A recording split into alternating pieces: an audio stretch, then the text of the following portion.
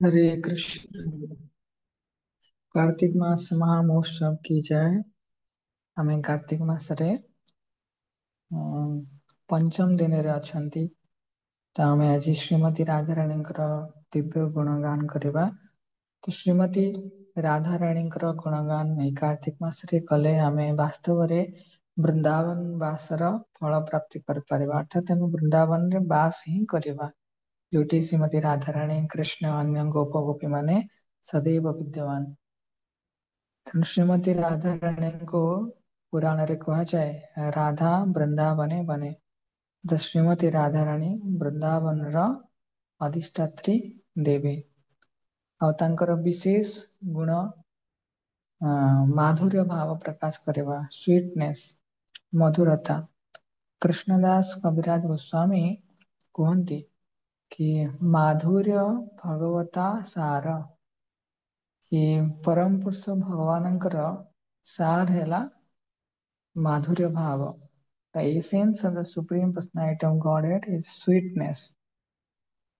सुखदेव गोस्वामी मध्य भागवतम रे ए मधुरतर भाव को बहुत सुंदर व्यक्त करछंती, जहांकर श्रवण मात्र रे भगवानंकर भक्त माने प्रेम र उन्माद रे उन्मादित होवंती, मदमत्त होवंती। श्रीमती राधाराणींकर 24 टी गुणमान अछंती, 25 टी गुणमान अछंती।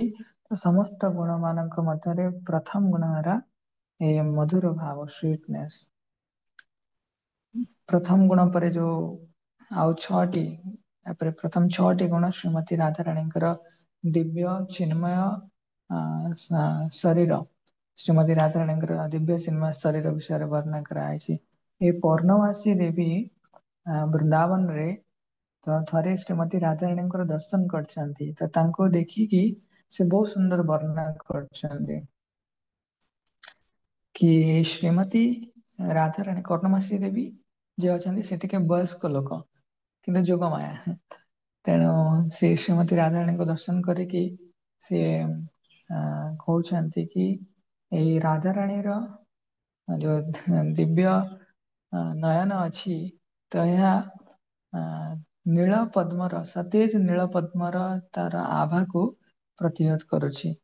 आउ तांकर जो सुंदर जाजुल्यमान मुखपद्म अछि तो वास्तव रे पूरा वन जहाँ केवल सुंदर एवं प्रस्फुटित होइतिबा पद्म फूल तार अरण्य को मध्य प्रतिहत करुछि श्रीमती राधाराणींकर मुखपद्मर आभा। आउ तांकर स्निग्ध कांति तांक दिव्य शरीर तो ताहा जो तरलीकृत सुवर्ण तो ताको प्रतिहत करुछि।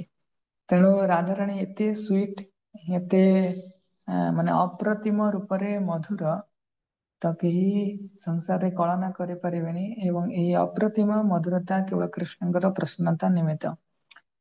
कहते श्रीमती राधाराणींकर हृदय रे कहीं सब जिनस अच्छी एमती कि श्रीमती राधाराणींकर हृदय रे कृष्णଙ୍କ प्रति जो प्रेम रो उन्मादता अछि ताहा वास्तव रे पराकाष्ठा स्तर रो, अर्थात सबुतर टॉप रे अछि। तेणु सेति पई जेहेतु तांकर हृदय रे कृष्णଙ୍କ प्रति दिव्य प्रेम अछि, सेई प्रेम रो आभारे तांकर दिव्य शरीर प्रकाशित आउ समस्तଙ୍କ ପାଇଁ ପ୍ରେରଣାର ଉତ୍ସ। ତେଣୁ ଏହା ଶ୍ରୀମତୀ ରାଧାରାଣୀଙ୍କର कृष्णଙ୍କ प्रति महाभाव जहाँ एई संकेत एई प्रदान करुछि तांकर दिव्यतार, तांकर दिव्य शरीर विभिन्न संकेत प्रदान करुछि। तेणु सेति पई केवल कृष्ण एई प्रेम द्वारा ही आकर्षित हुअन्ति, अन्य कौनसी तेळे मात्र अन्य कौनसी जिनिस प्रति नुहे। इतबडे कृष्ण भागवतम रे वर्णना कराइछि तळे रुक्मिणी देवींकर अपहरण करिया पई जाइथिले। रुक्मिणी देवींकर हार्ट फेल्टिंग ब्यूटी एते सुंदर देखा होतले, जेते सबु अन्य राजा माने आछिथिले स्वयंवर इत्यादि रे तो समस्ते तांकर निजर जो घोड़ा हाथी उपरे बसथिले एथु पड़ी गले, किंतु गरुड़ को कृष्ण कह कहंती कि गरुड़ ମୁଁ କୌଣସି ବ୍ୟକ୍ତିର ଏପରିକି ଶ୍ରୀମତୀ ରୁକ୍ମିଣୀ ଦେବୀଙ୍କର ସୌନ୍ଦର୍ଯ୍ୟରେ କେବେ ବି ପ୍ରତିହତ ହୁଏନି। କେବଳ ତାଙ୍କର ଶୁଦ୍ଧ ଭକ୍ତି ମୋ ପ୍ରତି ଯାହା ଅଛି ତା ପ୍ରତି ମୁଁ ଆକର୍ଷିତ ହେଇକି ଆସିଛି। ସେଇ ଅନୁପାତରେ ଶ୍ରୀମତୀ ରାଧାରାଣୀଙ୍କ ସ୍ତରରେ ମଧ୍ୟ ରାଧାରାଣୀଙ୍କର ସୌନ୍ଦର୍ଯ୍ୟରୁ ଭକ୍ତି ଦେବୀଙ୍କର ଜାତ ହେଇଥାଏ। ତେଣୁ ରାଧାରାଣୀଙ୍କର ସୌନ୍ଦର୍ଯ୍ୟ ହିଁ ଭକ୍ତି ଦେବୀଙ୍କୁ ପ୍ରକାଶିତ କରେ। ଆଉ ସେ ଭକ୍ତି ଦେବୀ ପୂର୍ଣ୍ଣତୟା ଉପସ୍ଥିତି ଶ୍ରୀମତୀ ରାଧାରାଣୀଙ୍କର ହୃଦୟରେ କୃଷ୍ଣଙ୍କୁ ସବୁବେଳେ ଆକର୍ଷିତ କରେ। ଏବଂ ଏଇ ଶ୍ରୀମତୀ ରାଧାରାଣୀଙ୍କ ଠାରୁ ଭକ୍ତମାନେ ସୁପ୍ରିମ ବ୍ଲେସିଂସ ଅର୍ଥାତ ସବୁଠାରୁ ଉଚ୍ଚତମ ମାନର ଯୋଉ ଆଶୀର୍ବାଦ ପ୍ରାପ୍ତ କରିବା ପାଇଁ ଚାହାନ୍ତି। ତ ସେ କଣ ସେ ଆଶୀର୍ବାଦ ନା ଭଗବାନ କୃଷ୍ଣଙ୍କ ପ୍ରତି ପ୍ରେମପୂର୍ଣ୍ଣ ପ୍ରୀତିପୂର୍ଣ୍ଣ ସେବା ନିବେଦନ କରିବାର ଭାବ। ତେଣୁ କାର୍ତ୍ତିକ ମାସରେ ଏଇ ମନୋଭାବ ଆମେ ନିଶ୍ଚୟ କରିବା ଦରକାର। ହରେ କୃଷ୍ଣ। ଶ୍ରୀଲ ପ୍ରଭୁପାଦ କି ଜୟ।